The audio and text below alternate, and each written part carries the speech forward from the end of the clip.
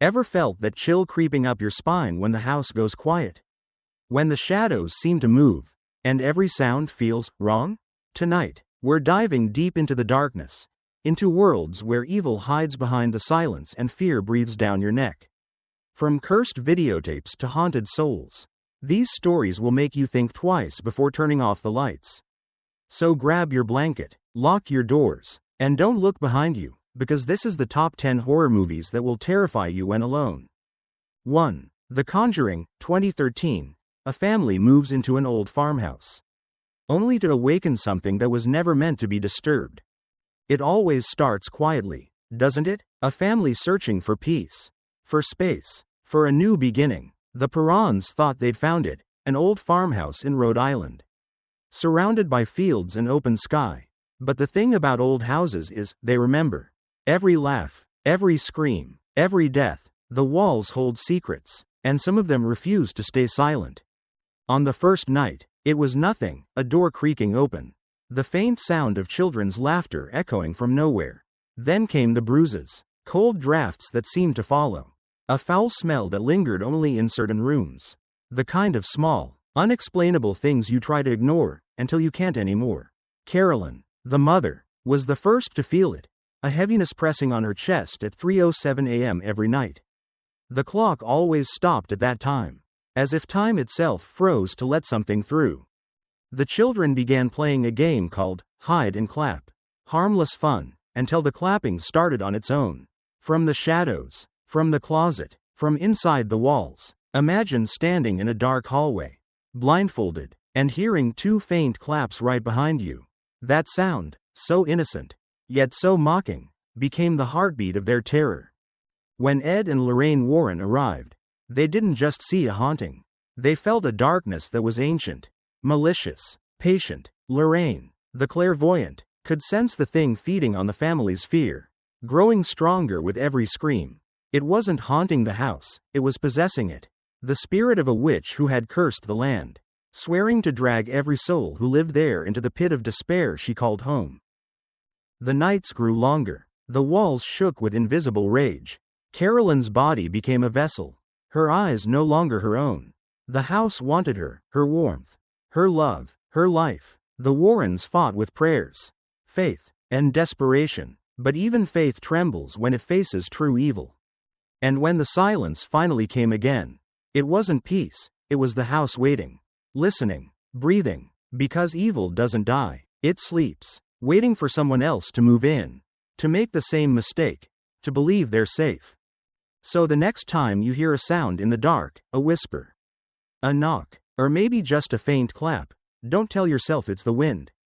Don't turn on the light. Just listen, and remember the Perrons, because once, they thought it was nothing too. 2. Insidious, 2010. A family's son falls into a mysterious coma, only for his spirit to be trapped in a dark realm where demons wait to take his body. You think nightmares end when you wake up, but what if they begin the moment you close your eyes?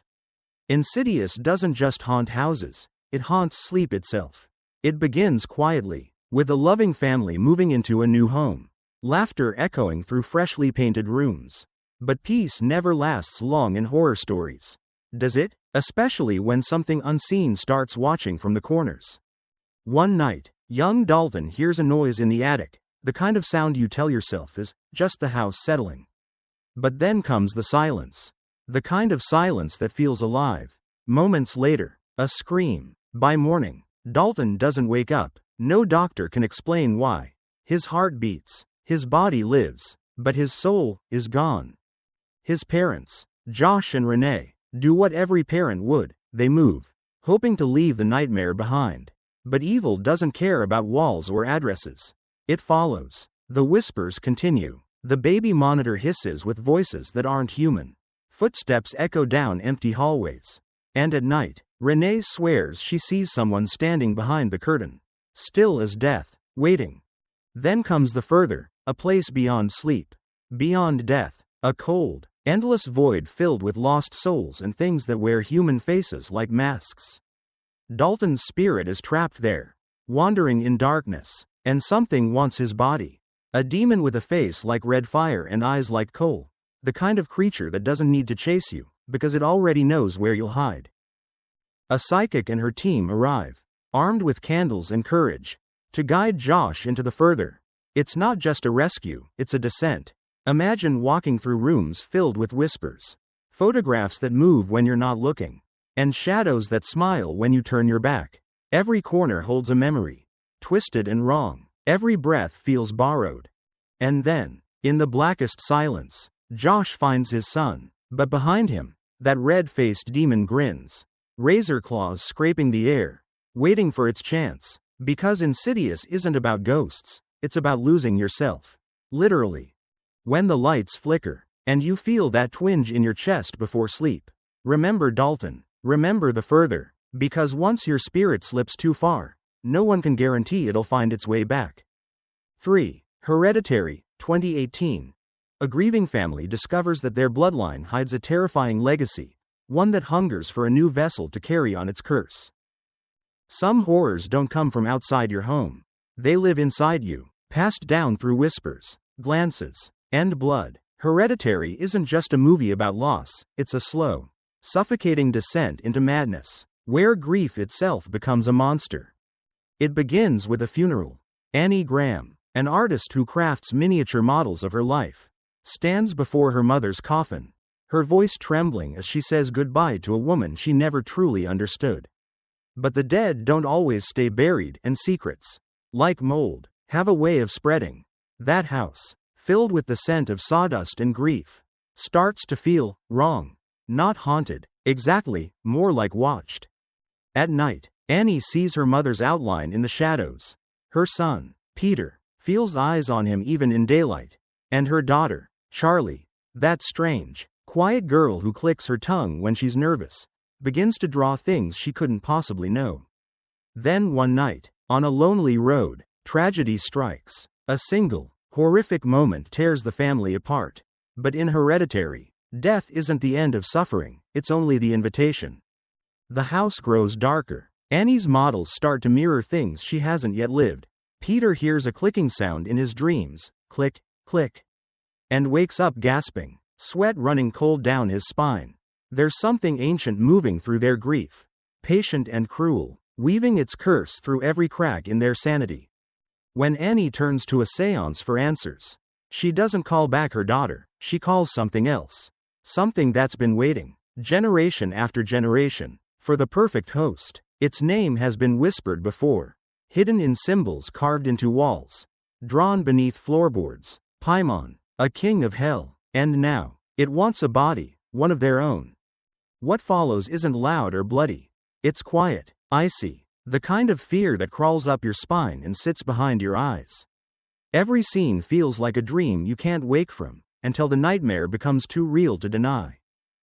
By the time the truth is revealed, you'll realize the title wasn't just about family. It was a warning. Some inherit money, some inherit memories, but some inherit evil. So next time you feel the weight of your family's past pressing on you, ask yourself, what, exactly, did they pass down? And when the lights go out, listen closely, you might hear it too. Click, click. 4. The Babadook, 2014. A grieving mother and her troubled son are haunted by a sinister presence that emerges from a mysterious children's book. Do you believe that grief can take shape? That pain so deep, so unresolved, could turn into something that breathes, whispers, and waits? The Babadook isn't just a monster movie, it's the kind of horror that hides beneath the skin, feeding on sorrow until it becomes real enough to touch. Amelia thought she was just tired, a single mother, exhausted, trying to raise her son Samuel after her husband's death. The nights were the worst. Samuel's screams echoing through the dark, his eyes wide, pointing at something she couldn't see. She told herself it was just nightmares, just a phase, but then came the book. It appeared one night on Samuel's shelf, black cover, thick pages, and a title written like a warning, Mr. Babadook. She opened it, thinking it was a harmless storybook. The drawings were odd, jagged shapes. A tall shadow in a top hat, creeping closer with every turn of the page. The final lines read, "If it's in a word or in a look, you can't get rid of the Babadook." And when she tried to destroy it, it came back. The scratching began in the walls, Doors creaked open. The house groaned like it was alive. And in the darkness, she saw him, that tall, twisted silhouette with long fingers. Clicking, whispering, waiting. The Babadook doesn't attack you right away. It wears you down. It feeds on your grief, your exhaustion, your guilt, until the voice inside your head stops sounding like your own. Amelia started to lose time. Her eyes grew hollow. Her hands trembled. And Samuel's cries turned from fear to begging her not to let it in. But the truth is, the Babadook was already inside. It didn't crawl through the window or the floorboards, it crawled through her sorrow. It had always been there, waiting for her to break. By the time she realized what was happening, it was too late to escape. The only way to survive wasn't to destroy it, but to accept it. To feed it just enough to keep it quiet. Because some monsters aren't meant to be killed, they're meant to be managed. And that's the haunting genius of the Babadook. It's not about what's under the bed or hiding in the closet, it's about what's inside you. The kind of fear that whispers when you're alone and grieving, reminding you that sometimes the scariest place in the world is your own mind. 5. Paranormal Activity, 2007. A young couple sets up cameras in their home to capture what's haunting them, only to discover that evil doesn't need to be seen to be real. What's scarier than the dark? The idea that something's there, watching, waiting, and you can't prove it. Paranormal Activity thrives on that fear. It's not the kind of movie that screams at you with monsters or blood. It whispers, it watches, it builds tension until you can barely breathe. Katie and Micah seemed like any young couple, playful, curious, living in a quiet suburban house where nothing ever happens. But lately, Katie feels a presence. She's felt it before, since childhood. Something that follows her. Something that never left. So Micah, being the skeptic, decides to film everything, just to see what's really going on. Big mistake.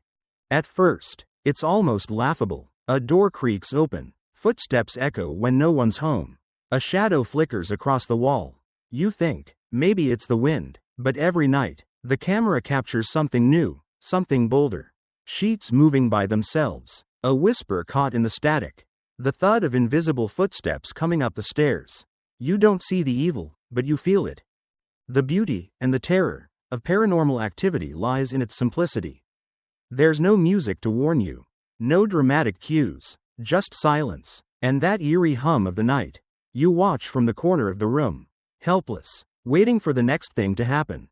The camera doesn't blink. You can't look away. As nights go by, the presence grows stronger. It starts with subtle movements. Then scratches. Then dragging noises. Until one night, Katie stands beside the bed for hours.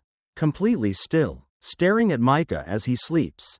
No sound. No scream. Just the faint ticking of time and the slow, sinking realization that she's no longer herself. It's not a haunting. It's an attachment. A demon that's followed her for years. Feeding on fear. Waiting for the moment when she's weakest. And once it's inside, there's no exorcism. No escape. Just silence and a camera still recording. By the end, you'll find yourself glancing toward your own doorway, half expecting to see something move. That's the genius of Paranormal Activity. It doesn't end when the credits roll. It follows you home. So tonight, when you turn off the lights and the house settles into quiet, listen closely. That faint creak you hear in the hallway? Maybe it's just the floor. Or maybe it's something that finally found you. 6. The Ring, 2002. A mysterious videotape kills anyone who watches it within 7 days, unless they uncover the curse's terrifying secret. It begins with a rumor, the kind of story whispered at sleepovers, laughed off before bedtime. A videotape that kills you 7 days after you watch it. You roll your eyes, tell yourself it's just a story, until the phone rings. Until a voice whispers, 7 days. The Ring doesn't rely on gore or loud scares. It's colder than that. It creeps under your skin and stays there. When journalist Rachel Keller's niece dies suddenly, with her face frozen in silent horror, Rachel starts digging. She finds the tape, a collection of eerie, fragmented images. A woman brushing her hair in a mirror. A ladder against a wall. A well in an open field. It doesn't make sense, but somehow, it feels wrong, alive. She watches it, and that's when the countdown begins. One phone call, One whispered warning. 7 days to live. You can almost feel the air shift around her, like the world itself is holding its breath. As Rachel races to uncover the origin of the curse, the truth unravels like an old film reel. A little girl named Samara, strange, quiet, unloved, could project images into people's minds. Her gift, or her curse, twisted into madness. The people around her saw only a monster, so they locked her away.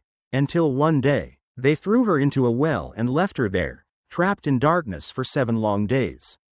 7 days, until she died. But Samara didn't stay dead. Her rage, her pain, her loneliness, all of it burned into that videotape.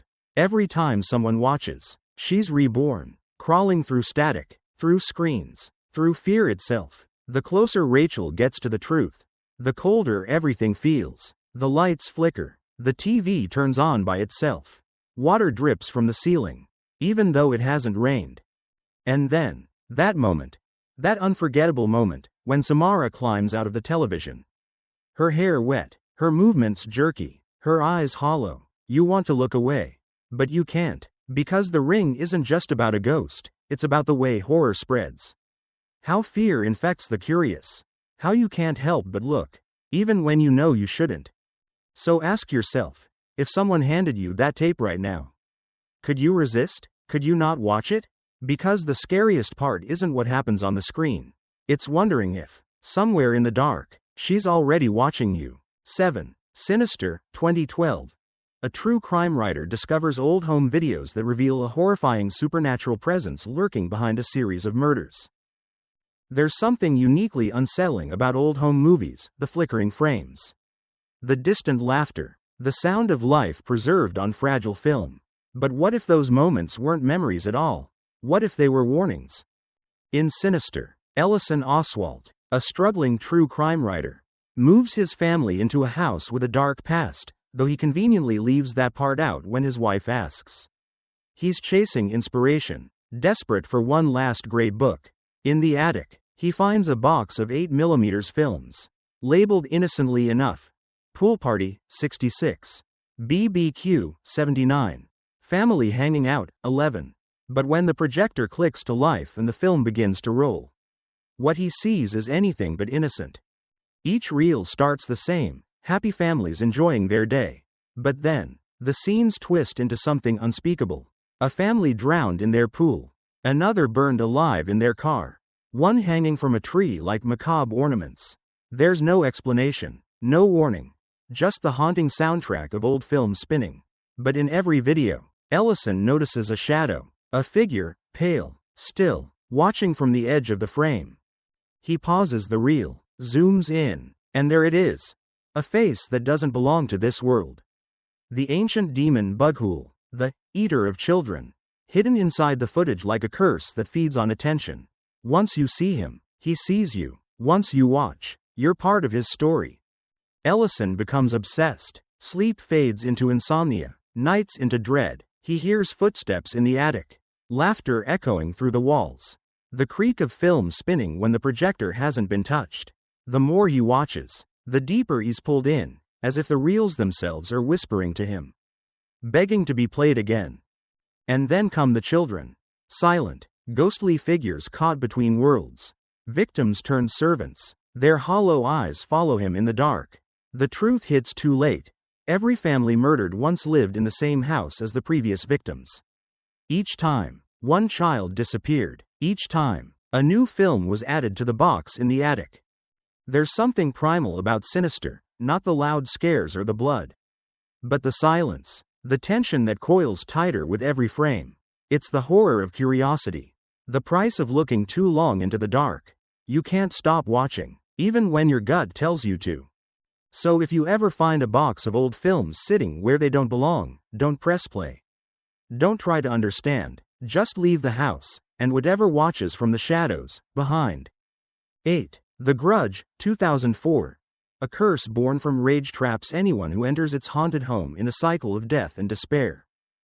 Some houses feel wrong the moment you step inside. The air feels heavier, the silence deeper, as if the walls are holding their breath, waiting. In The Grudge, that silence hides something ancient and unstoppable. A curse that doesn't rest. A curse that follows. It begins in a quiet Tokyo home. A place where tragedy once took root. When someone dies in the grip of powerful rage, that fury doesn't fade, it becomes a stain. An echo that infects everyone who dares to enter. This is the curse of Ju-on. Once it touches you, there's no escape. It clings like smoke, crawling beneath your skin, waiting for the perfect moment to strike. Karen, an American nurse working abroad, is assigned to care for an elderly woman in that very house. But she doesn't know the story, doesn't know about Kayako, the woman who died there in madness, or her son Toshio, whose meows echo through the halls like something between human and animal. She only knows that the house feels wrong. The shadows seem thicker, the sounds linger too long. Then she finds the attic, and what she finds there changes everything. You might think you'd run, but curiosity is a cruel thing. The more Karen learns, the deeper she sinks into the curse's web, a cycle of horror that began long before her and will continue long after she's gone. Every new victim becomes another whisper in the house, another soul trapped in the blackness of Kayako's rage. There's something especially terrifying about the Grudge because it doesn't play by the rules. You can't fight it, can't reason with it, can't even understand it. The curse doesn't care if you believe or not, it just is. It follows you to your home, to your bed, into your dreams. It's the ultimate nightmare, a haunting that doesn't end with sunrise. What makes it worse isn't the jump scares, but the quiet moments, the phone that rings with no one there, the slow creak of a door in an empty house, the faint scratching from the ceiling when you're alone. You tell yourself it's just the wind, but deep down, you know better. Kayako's pale face, the sound of bones cracking, the way her black hair spills across the floor, these images stay with you long after the credits roll. Because The Grudge isn't just a story, it's a reminder that some places should stay untouched, some doors should never open. So the next time you hear a soft creak from the attic or a low, throaty croak in the dark, don't look up, don't move, just hope the curse hasn't found you yet. 9. It Follows, 2014. A mysterious curse hunts its victims relentlessly, taking any human form and walking toward them until death. There's a special kind of fear that comes not from what's fast, loud, or monstrous, but from what simply won't stop coming. It Follows takes that fear, strips away the noise, and leaves you with pure dread, because the thing chasing you never runs. It just walks, slowly, patiently, and it will never stop. Jay thought her biggest worry was love, young, reckless, fleeting love, but after one night with a new boyfriend, she wakes to a horrifying truth. He's passed something on to her. A curse, an entity that takes the form of anyone, a stranger, a friend, even someone you love. You'll see it walking toward you, and no one else will. Once it reaches you, you die, unless you pass it on to someone else. But even then, you're never safe, because if that person dies, it comes back for you, always. It Follows is quiet horror at its most haunting. There are no priests, no exorcisms, no rules written in dusty books. Just one cruel simplicity: keep moving, or it finds you. Imagine walking through a park at dusk, seeing a lone figure in the distance. They're not running, they're not shouting, just walking, straight toward you, step by step. Would you know if it was real? Jay tries to outrun it, to hide, to fight back. But how do you fight something that never tires? Something that can wear any face? One minute it's an old woman in a hospital gown. The next it's your best friend standing silent in the hallway. That's the brilliance of It Follows. The terror doesn't scream, it breathes down your neck quietly, steadily. The film plays with your nerves like a slow, winding melody. Every shadow might hide it, every reflection might reveal it, and the paranoia never ends, not for Jay, and not for you. The viewer, you'll find yourself scanning the background of every frame, searching for someone, anyone, walking just a little too directly toward the camera. The real nightmare isn't the curse itself. It's what it means, the inescapable feeling of guilt, consequence, and mortality, the idea that no matter how fast we run, something is always coming for us. Whether it's time, death, or the echoes of our mistakes, it follows. By the time the final scene fades, you'll find yourself glancing over your shoulder, Maybe it's nothing. Maybe it's someone just walking by. But once you've seen, it follows. That slow, steady walk will never look the same again. So tonight, if you're watching alone, and you see someone in the distance moving toward you, don't blink. Don't look away. Just remember, it's already following. 10. The Autopsy of Jane Doe, 2016. A father and son uncover terrifying secrets hidden within the body of an unidentified woman. It starts simple. A quiet morgue, a nameless corpse, a routine autopsy on a stormy night. But if horror has taught us anything, it's that the calmest places can hold the loudest screams. The Autopsy of Jane Doe doesn't throw monsters at you. It buries its terror under skin and silence. And as the scalpel cuts deeper, so does the fear. Tommy and Austin Tilden, a father and son working as coroners in a small-town morgue, think it's just another case. The sheriff brings in the body of a beautiful young woman, pale, unmarked, perfectly preserved, no signs of struggle, no blood, no explanation. She shouldn't look that perfect. She shouldn't still bleed, but she does. They begin the autopsy, one incision at a time. And with each layer, the mystery turns darker. Her lungs are charred, as if she'd been burned alive, yet her skin shows no trace of fire. Her tongue is missing. Symbols are carved deep inside her body, like a message from something ancient. Every discovery feels like trespassing into something sacred or cursed. Then the power flickers. The radio crackles with static. A bell chimes softly, somewhere it shouldn't. The dead in the morgue begin to move. And suddenly, Tommy and Austin realize they aren't alone anymore. Whatever killed Jane Doe isn't gone. It's still here, waiting, watching. The fear in the Autopsy of Jane Doe doesn't come from gore or jump scares. It's in the quiet dread of not knowing what's coming next. You can almost hear the heartbeat under her still chest, the whisper of something ancient that refuses to die. And as the storm rages outside, the morgue becomes a prison, each door closing tighter as if the building itself wants them trapped. There's a heartbreaking intimacy in watching the father and son fight, not just the horror around them, but the growing realization that they're part of something unstoppable. The closer they get to understanding Jane Doe, the closer they come to their own undoing. Every choice they make feels like peeling back a curse that's been sleeping for centuries. By the end, it's no longer just about a corpse. It's about the haunting idea that evil doesn't always scream. Sometimes it just lies there, quiet, waiting to be found. And when you do, it looks right back at you. So if you ever find yourself in a dark room, the air too still, the silence too heavy, imagine the sound of a scalpel meeting skin. Imagine a body that shouldn't move, but does. Because Jane Doe isn't dead. She's listening. And now, the lights are back on. But something still lingers, doesn't it? That uneasy feeling that someone, or something, might be standing just behind you. These 10 films don't just scare you, they stay with you, whispering in the dark long after the credits fade. So tell me, which one will you dare to watch alone tonight? If you felt the chills crawling down your spine, don't forget to like, share, and subscribe. There are darker stories waiting for you in the next night's watch.